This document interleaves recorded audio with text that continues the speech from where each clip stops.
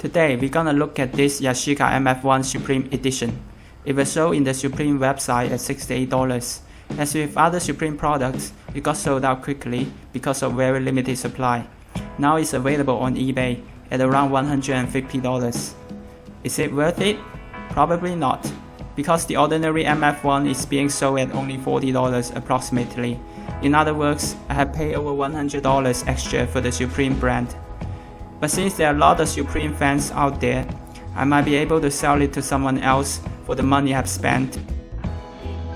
As a lot of people know, the Yashica brand is not the same Japanese Yashica that we knew, which had made a lot of great cameras.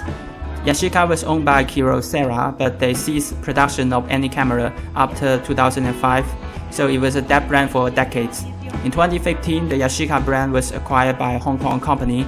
Shortly thereafter, they launched a Kickstarter project to promote their quote-unquote Digifilm camera, which turned out to be a disaster. Basically, it was a lousy, overpriced product that disappointed every Yashica fan. People called it a scam. The Hong Kong Yashica found out they were neither capable of making any premium product that satisfied amateur film photographers, nor it was necessary to invest a lot of money into a niche market. So they started to make simple, inexpensive cameras like the MF1. It's a cheap plastic point-and-shoot camera, so there's nothing for the consumers to complain about. Now let's look closely at this Yashica MF1. There's a roll of Yashica 400 color film preloaded inside the camera.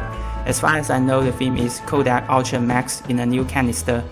The lens is 31mm with a fixed aperture of f11 and a fixed shutter speed of 1/120th.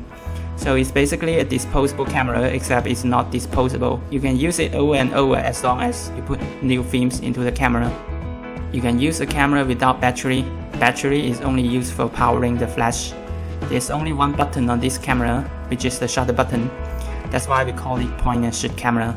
It's so simple that you can't go wrong with this camera, but please take pictures in bright sunny days as much as possible, because film perform the best when there's a lot of light.